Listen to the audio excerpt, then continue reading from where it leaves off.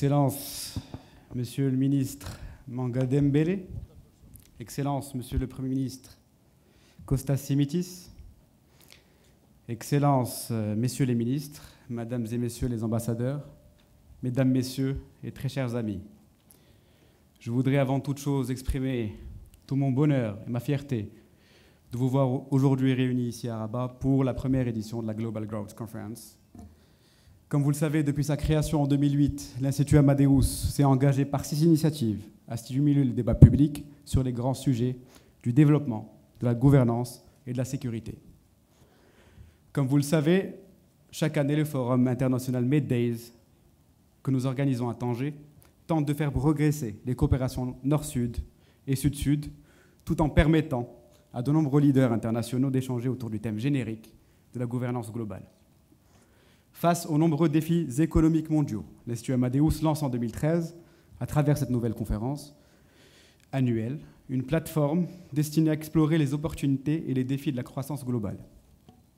Dans un monde devenu de plus en plus complexe et interdépendant, cette conférence vise surtout à stimuler la réflexion sur les moyens d'assurer une croissance durable, sécurisée et partagée. La Global Growth Conference est la première manifestation organisée par l'Institut Amadeus exclusivement dédiée aux questions économiques et géoéconomiques. Il s'agit de la première édition d'un événement qui a vocation à se concentrer exclusivement sur des sujets différents de ceux que nous avons désormais l'habitude de traiter. Cette nouveauté ne s'explique pas seulement par la volonté de notre think tank de développer des champs de compétences plus larges, elle se justifie surtout par l'interconnexion croissante et désormais permanente entre les thématiques liées à la croissance économique, au développement humain intégré, à la sécurité et à l'implémentation de la démocratie. En moins de 5 ans, les sphères économiques et politiques ont tellement évolué que les réponses classiques ont profondément muté. Il y a 5 ans, la crise économique frappait les États-Unis et l'Europe. Il y a 2 ans, le printemps arabe bouleversait la donne politique et économique d'une grande partie du monde arabe, engendrant des répercussions sans précédent dans la région. Si le Sud s'est particulièrement illustré ces dernières années par son instabilité sociopolitique et sécuritaire, le Nord est quant à lui le théâtre de crises économiques structurelles. La crise des subprimes, la crise financière et la crise des dettes souveraines ont impacté la croissance mondiale et continuent à inquiéter la stabilité économique internationale. La réalité d'une reprise économique dans les pays européens soulève grand nombre d'interrogations. Les perspectives de croissance semblent être affaiblies par les mesures d'austérité budgétaire mises en place. Le Sud constitue un gisement de croissance qui s'affirme année après année. Les pays émergents, comme le Brésil, l'Inde ou la Chine, font aujourd'hui office de figure de proue de l'économie mondiale, avec un taux de croissance avoisinant les 10%.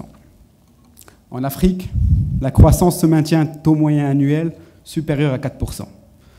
L'interdépendance entre le Sud et le Nord est bien une réalité. Si le Sud a besoin du Nord pour l'accompagner dans ses nombreux défis, stabilité démocratique, sécurité énergétique et alimentaire, transfert de technologies, etc., le Nord est dépendant aujourd'hui des capitaux et des opportunités de croissance du Sud. La croissance économique globale est donc une nécessité partagée. La croissance naît de l'innovation, de gains d'efficacité, d'une meilleure allocation des ressources ou simplement d'une production plus élevée lorsqu'elle correspond à une demande. La problématique centrale de cette conférence est donc celle d'une croissance réfléchie, équilibrée, partagée, soutenue et surtout stabilisée.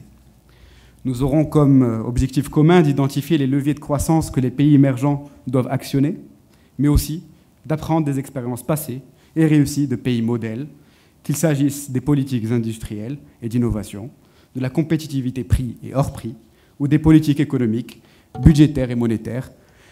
Nous tenterons de dresser un panorama ad hoc des meilleures pratiques en la matière.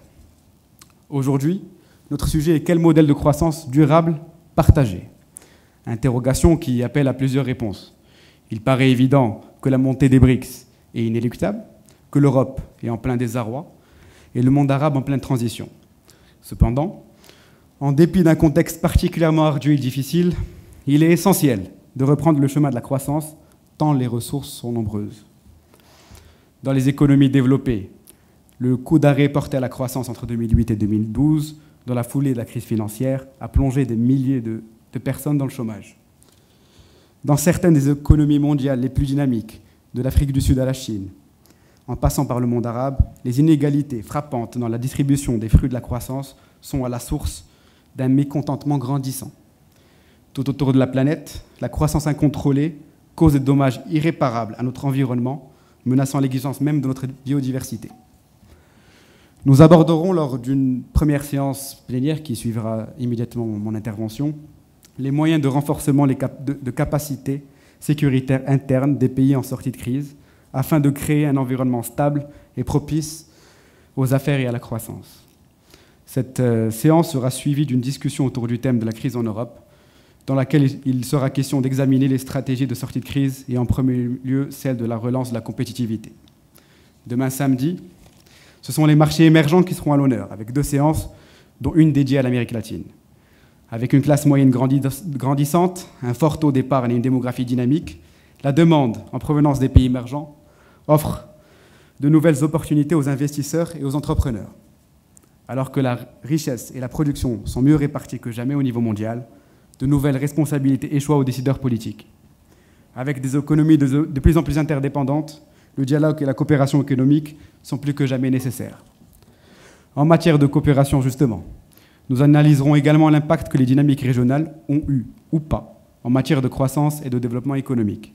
La mise en place de solutions régionales à travers des marchés plus larges, des économies d'échelle, une concurrence accrue, et la multiplication des investissements étrangers peut sembler être une option pertinente pour répondre aux crises globales. Il sera également question au cours des 2 dernières sessions de cet événement d'infrastructures et d'énergie verte comme catalyseur d'emploi et moteur de croissance durable. De nombreuses questions sont donc posées et de nombreuses pistes proposées pour nous guider vers, j'en suis sûr, des échanges riches et productifs. Faisons le pari de l'intelligence collective. Nous, l'Institut Amadeus, voulons croire qu'avec vous, qui venez de près d'une vingtaine de pays, l'action et la collaboration concertée dans un cadre associant pouvoir public, entreprises, institutions financières et experts est la clé aux réponses relatives aux importants enjeux de la croissance globale. Au nom de toute l'équipe de l'Institut Amadeus, je vous remercie d'être présents encore une fois et de participer à cette conférence. Je remercie également les gens qui viennent de l'étranger, nos intervenants qui viennent de l'étranger, d'avoir accepté notre invitation et je nous souhaite 2 jours, 1 jour et demi de discussion profonde et qu'on puisse se parler les yeux dans les yeux pour faire en sorte que cette conférence soit force de proposition. Je vous remercie.